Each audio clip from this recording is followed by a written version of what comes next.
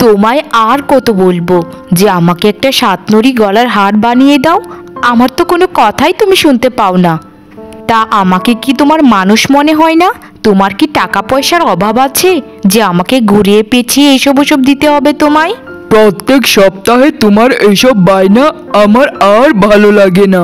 তোমার এইসব চাওয়া পাওয়ার মাত্রাটা একটু কমাও গিন্নি, এখনো সময় আছে। মাসে একটা জিনিস চাইলে ঠিক আছে, কিন্তু প্রত্যেক সপ্তাহে একটা একটা করে জিনিস চাও, এগুলো কি কোনো কথা? তুমি বলো। কোনটা কথা আর কোনটা কথা নয় সেটা তো তোমার কাছ থেকে অন্তত আমাকে শিখতে হবে না? তোমায় যেটা বলেছি সেটা করো, না হলে কিন্তু এই ঘরে তুলকালাম কাণ্ড ঘটিয়ে ফেলবো। সে যা ইচ্ছে তুমি তাই করো গিন্নি, তবে আমি তোমাকে সাতনড়ি হার এখন বানিয়ে দিতে পারবো না। যদি এসব হারটা দিতেই হয় তাহলে আগামী মাসে দিতে হবে, এখন হবে না। ও আচ্ছা, এটাই কি তোমার শেষ কথা? আচ্ছা শুনে রাখো তাহলে, আজ থেকে আমি খাওয়া দাওয়া বন্ধ করে দিলাম।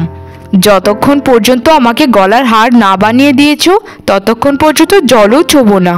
তুমি থাকো তোমার টাকা পয়সা আর কাজ নিয়ে। আমার ছোট বোনের বরের যদি এত টাকা থাকতো তাহলে বলার আগেই তাকে হার বানিয়ে দিয়ে দিত, কিন্তু তোমার এত টাকা থাকা সত্ত্বেও আমার কোনো আবদারই তোমার ভালো লাগে না। ঠিক আছে ঠিক আছে, আর আমাকে ঘোটা দিতে হবে না, আমি তোমাকে হার বানিয়ে দেব। যাও, বিকেলে তোমাকে নিয়ে গয়নার দোকানে যাব, কেমন? এখন তো মাথাটা ঠান্ডা করো। এই তো আমার লক্ষ্মী বর কত সুন্দর করে আমাকে হার বানিয়ে দেবে বলল। আমি অনেক খুশি গো, অনেক খুশি।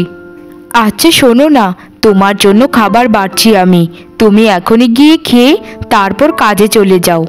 আর তাড়াতাড়ি আজ কাজ থেকে ফেরো, বিকেলে তো আবার আমাদেরকে গয়নার দোকানে যেতে হবে নাকি? জো হুকুম মহারানী, তোমার কথা না শুনলে এই সংসারে থাকা যাবে? আচ্ছা, আমি হাত মুখগুলো ধুয়ে আসি, তুমি খাবারটা তৈরি করো। আচ্ছা ঠিক আছে গো, ঠিক আছে। আহা গিন্নি, কি পায়েস রান্না করলে গো! মনে হচ্ছে পুরোটা পায়েস একাই খেয়ে ফেলি। তুমি এমনভাবে বলছো যে সবটা পায়েস আমি খাবো বলে রান্না করেছি। তোমার জন্য রান্না করেছি তো তুমিই খাবে নাকি? নাও নাও, আগে পায়েসটা খাও, তারপর কথা বলো। খাবার সময় এত কথা বলতে নেই। এটা পায়েস নয় গো গিন্নি, এটা পায়েস নয়, এটা অমৃত গো, অমৃত। গিন্নি, তোমায় একটা কথা বলি। আমাকে কি বলবে বলে ফেলো না, এত ইতস্তত বোধ করো কেন তুমি? এমনভাবে কথা বলো যে মনে হয় আমি তোমার পর কেউ। বলে ফেলো গো, বলে ফেলো, কি কথা আমাকে জিজ্ঞেস করবে? আচ্ছা গিন্নি, তোমার বড় বোন আর তোমার তো একই গ্রামে বিয়ে হয়েছে, যেখানে তোমার বড় বোনের বর এতটা ধনী আর অপরদিকে আমি কতটা গরিব। তুমি আমার সংসারে খুব কষ্ট করো, তাই না গিন্নি? এটা তুমি কোনো কথা বললে? আমাদের এই সংসারে সব কিছুর অভাব থাকতে পারে, কিন্তু ভালোবাসার কি কোনো কমতি আছে? আমারও তো টাকা পয়সা লাগবে না গো। কিন্তু গিন্নি, সব মেয়েরাই তো চায় তাদের বরের অনেক টাকা পয়সা থাকুক, তার অনেক গয়না থাকুক। সেটা সব মেয়ের বেলায় এক নয় গো, এটা যার যার মর্জি। কারো কারো শখ অনেক টাকা পয়সার মালিক হবে, কারো শখ গয়না কিনবে, আবার কারো শখ নিজের সংসারে সুখ রাখবে। আমারে তো আভিজাত্যের দরকার নেই গো, আমি সবসময় চাই যেন আমরা দুজন খুব সুখী শান্তিতে বসবাস করতে পারি। আসলে গিন্নি, তোমার মন মানসিকতাটা আর 8-10টা মেয়ের মতো নয়। তুমি কত ভালো গিন্নি। কিন্তু আমি একটা কথা ভেবেছি, কিছু টাকা জমিয়ে তোমাকে একটা জিনিস উপহার দেব। আমারও তো উপহারের দরকার নেই গো, শুধু তুমি আমার পাশে থেকো, এটাই আমার সব থেকে বড় উপহার। আচ্ছা শোনো না, এসব কথা বাদ দিয়ে এখন তাড়াতাড়ি খেয়ে কাজে চলে যাও। আচ্ছা গিন্নি, তাই করছি। বাড়িতে কি কেউ আছো নাকি গো মা? আমাকে একটু জল খেতে দেবে গো। জল তেষ্টাই গলাটা শুকিয়ে কাঠ হয়ে গেছে মা। কে তুমি বুড়ি? এখানে উড়ে এসে জুড়ে বসেছো, আর কি বা চাইছো আমার কাছে শুনি? বলছিলাম কি মা, খুব জল তেষ্টা পেয়েছে গো, একটু জল খাওয়াবে আমায়? তোমাদের মতো ভিক্ষুক বুড়িদের একটাই সমস্যা, এখন জল খেতে চাইছো, একটু পরে আবার খাবার খেতে চাইবে। আমার বাড়িতে এসব বুড়িদেরকে কোনো কিছুই খেতে দেই না। এখান থেকে বিদায় হতো বুড়ি, আমার অনেক কাজ আছে। কাজের সময় সে ডাকাটাকি করে আমার কাজটাই ভেস্তে দিয়েছো। কি রে মা, একটু তো জলই খেতে চাইছি, এতে এত কথা শোনাচ্ছিস আমায়? বড় লোকেরা এমনই হয়, কিছু জিনিস চাইলেই মানুষকে তোয়াক্কা করে না। যা বলছো তা কি ভেবেচিন্তে বলছো? মুখটা সামলিয়ে কথা বলো বুড়ি। তোমার যদি এতই জল তেষ্টা পায় তাহলে ওই যে পাশের সাঁকোটা আছে, ওটা পেরিয়ে একটা গরিব দুঃখিনীর বাড়ি দেখবে। ওখানে গিয়ে জল কেন, যা খেতে চাইবে তাই তোমাকে খাওয়াবে। এদিক দিয়ে আসার সময় একটা অবশ্য বাড়ি আমি দেখেছিলাম, ওখানের বউটা নাকি অনেক ভালো। যাই তবে ওখানে গিয়ে দেখি। হ্যাঁ যাও যাও, ওখানে যাও। ওখানে গিয়ে দেখবে তাদের রাজপ্রাসাদে ফলমূল খাবার দাবার ভরপুর। ওটা কে জানো? ওটা হচ্ছে আমার নিজের আপন বোন। তার বর কি জানো? তার বর হচ্ছে একটা দিনমজুর। হা হা হা হা হা। সে এবং তার বর হচ্ছে পরোপকারী গরিবের বন্ধু। একটা মানুষ যদি মানুষের সাহায্যই করে থাকে, তাকে নিয়ে এত হাসাহাসি করার কি আছে শুনি? এই বুড়ি, এই এখান থেকে যাবে নাকি তোমায় ঘাট ধাক্কা দিয়ে এখান থেকে বের করে দেব? যত সব নোংরা ময়লা আবর্জনা কোথা থেকে যে আসে কে জানে। মা গো, ঘরে কি কেউ আছো মা? আমার খুব জল তেষ্টা পেয়েছে, আমাকে একটু জল খাওয়াবে মা? আহারে বুড়িমা, তোমার কি খুব জল তেষ্টা পেয়েছে? আর তোমার চোখ মুখ দেখে তো মনে হচ্ছে তুমি কিছুই খাওনি সারাদিন। তুমি একটু বসো বুড়িমা, আমি তোমার জন্য এক্ষুনি একটু জল নিয়ে আসি আগে, তারপর তোমায় দুটো খাবার খাইয়ে তবে এখান থেকে ছাড়বো। আমি গরিব মানুষ বুড়িমা, আমার কাছে পান্তা ভাত আর জল ছাড়া কিছুই নেই। আসলে রে মা, ওই বড়লোক বাড়ির মেয়েটা ঠিক কথাই বলেছিল তোর নামে। তুই আসলেই গরিবের বন্ধু, অসহায়ের সাথী। তুমি কার কথা বলছো বুড়িমা? আমি তো কিছুই বুঝতে পারছি না। ওই বড়লোক বাড়ির মেয়ে মানে আমার বড় বোনের কথা বলছো? সেখানে তুমি কেন গিয়েছিলে বুড়িমা? সবটা খুলে বলো আমায়।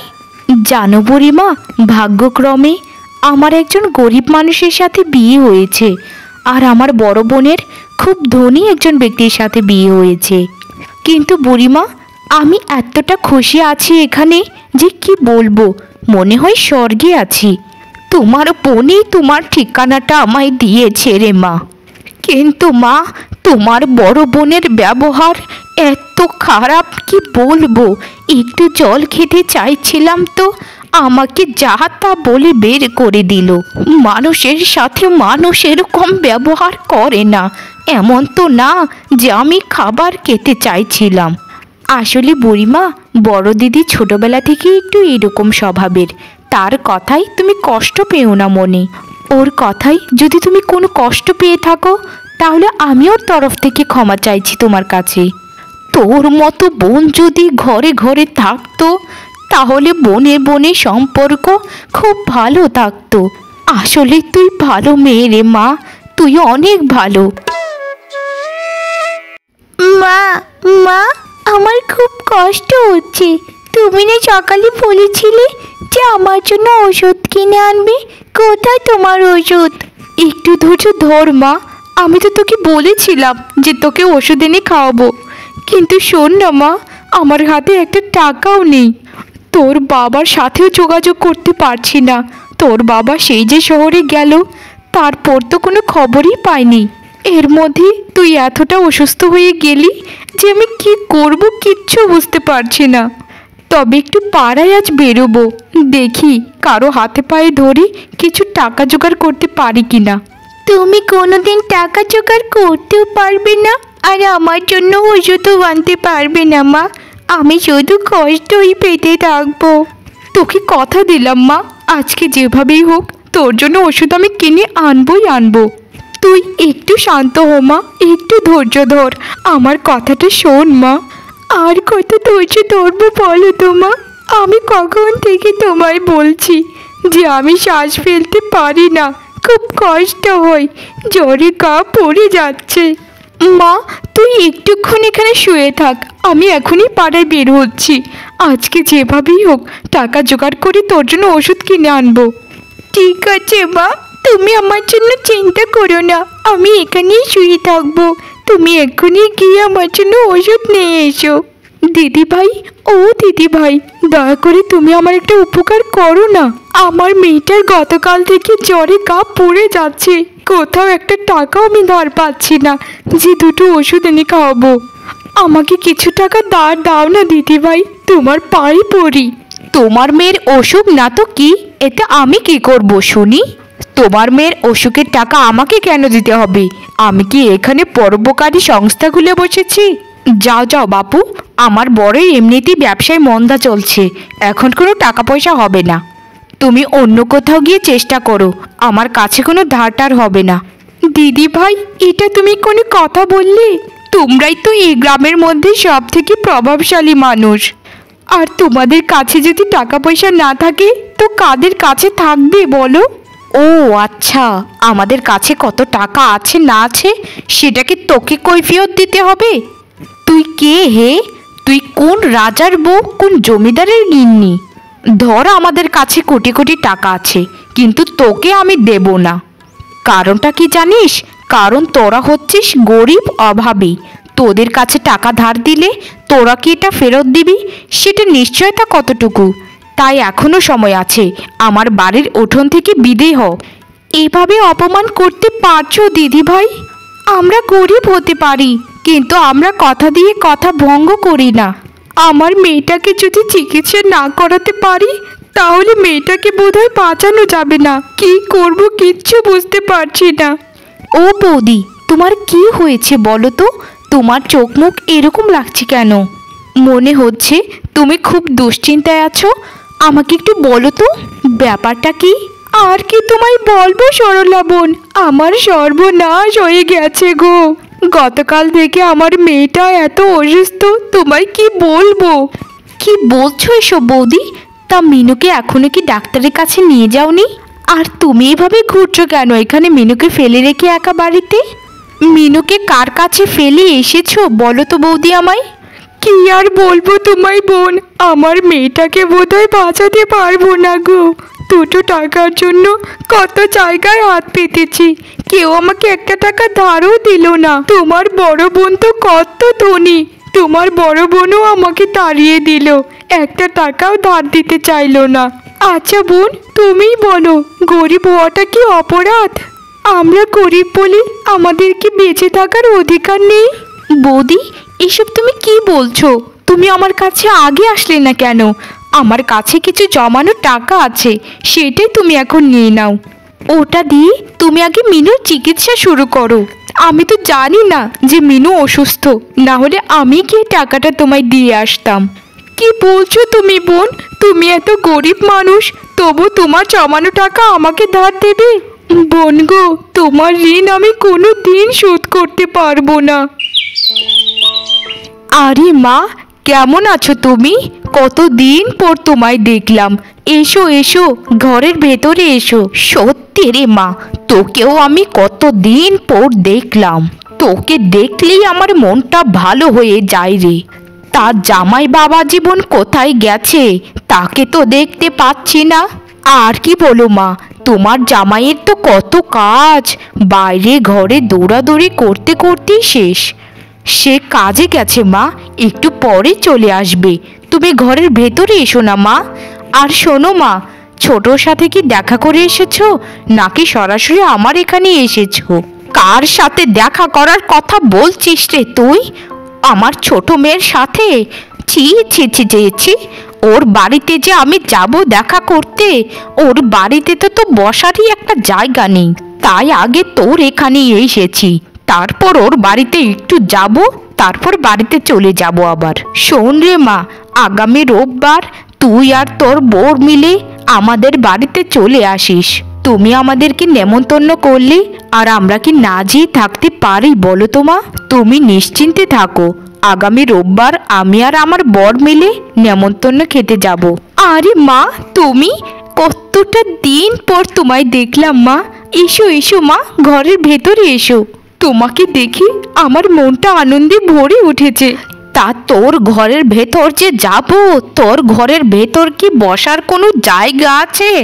থাকিস তো একটা মাটির করে ঘরে, এটা কি বসতির জায়গা কোনো? কি করব মা বলো, আমার বরের তো আর অত সামর্থ্য নেই যে একটা পাকা দালান করবে। তাই এখানেই দিননিপাত করে যাচ্ছি মা। আচ্ছা শোন শোন, তোর এত ফালতু কথা শোনার আমার সময় নেই। শোন, আগামী রোববার তুই আর তোর বরের নেমন্তন্ন রইল আমার বাড়িতে, গিয়ে দুটো ডাল ভাত খেয়ে আসিস। আচ্ছা আচ্ছা মা, ঠিক আছে। তুমি আমাদেরকে নেমন্তন্ন করলে আর আমরা কি সেটা না রেখে পারি? আমার জন্মস্থানটাকে কত দিন ধরে দেখি না মা, সেই সুবাদে বাড়িটাও একটু দেখে আসবো। তুমি তো ঘরের ভেতর আসছোই না মা। এসো মা, দুটো চিড়েমুড়ি খেয়ে তারপর বের হবে। দরকার নেই বাপু, যে চিড়েমুড়ি তুই আমাকে খাওয়াবি সেগুলো তোদের জন্য রেখে দে, তোদের দুদিনের খাবার বেঁচে যাবে। আমি গেলাম তাহলে। দে দে মা, বড় জামাইকে মাছের মাথাটা দে। খাও বাবা খাও, খুব মন দিয়ে খাও। আর কি বলবো মা, তোমার বড় জামাইকে তুমি কতটা ভালোবাসো সেটা তো সে নিশ্চয়ই জানে। সবাইকে তোমার বড় জামাই বলতে থাকে যে আমার শাশুড়ি আমার মায়ের মতো একদম। তা মা, মাছের মাথা তো দেখা যায় একটাই রান্না করেছো, সবটাই কি তোমার বড় জামাইকে দিয়ে দেব? দিবি মানে আর বাদ দিবি? ওটা আমার বড় জামাইয়ের জন্যই রান্না করেছি। আর ছোট জামাইকে একটু ডাল দিয়ে দে। আমার বড় জামাই হচ্ছে বড় ঘরের ছেলে, সে খাবে মাছের মাথা। আর ছোট জামাই গরিব ঘরের ছেলে, সে ডাল ভাত খেয়ে বড় হয়েছে, সেটা সে পুষিয়ে নেবে। মা, তুমি তো আগে থেকে জানতে যে তোমার ছোট মেয়ের বর অনেক গরিব। এত কিছু জানার পরেও তুমি কেন মা নেমন্তন্নর কথা বলে আমাদেরকে অপমান করছো? এইভাবে নেমন্তন্ন করে অপমান করার অধিকার তো তোমাদের কারোরই নেই। এই ওঠো, এখানে আমরা আর নেমন্তন্ন খাবো না। ওঠো এখান থেকে বলছি। আমার মা তার বড়লোক জামাইয়ের সাথেই নেমন্তন্ন খাক গিয়ে, আমরা গরিব গরিবের মতো থাকি। তা যা না, তোদের কি কে আটকেছে বলতো? ওঠে এক্ষণে চলে যা আমার বাড়ি থেকে। আমার বড় জামাইকে আমি মাথায় তুলে খাওয়াবো, তাতে তোদের কি? গরিব গরিবের মতো থাক, এত বড় লোক হওয়ার চেষ্টাও করবি না। ঠিক আছে মা, আর তোমায় অপমান করতে হবে না, আমরা এখান থেকে চলেই যাচ্ছি। মা, আমাকে ক্ষমা করে দে তুই। আমি তোদের সাথে নেমন্তন্ন করে ডেকে এনে যে অন্যায় করেছি তা কোনোদিনও ক্ষমার যোগ্য নয়। এই গ্রামের মানুষের কাছে তোদের নামে আমি শুনেছি, তোদের মতো ভালো মানুষ এই জগতে আর একটিও নেই। এখানে ক্ষমা চাওয়ার মতো কিছুই হয়নি মা। আমরা হচ্ছে গরিব মানুষ, দিন আনি দিন খাই, এতেই আমরা খুব সুখে আছি। আর যেভাবে পারি মানুষকে একটু সাহায্য করি, এইভাবেই দিন কেটে যাচ্ছে। আর আমাকে লজ্জা দিস না মা, আমি আমার ভুলের জন্য তোর কাছে ক্ষমা চাইছি। শুধু টাকা পয়সা হলেই মানুষ হওয়া যায় না, মানুষ হতে গেলে বিবেক বুদ্ধি আর মনুষ্যত্ব থাকা আবশ্যক। ক্ষমা করে দে মা, ক্ষমা করে দে।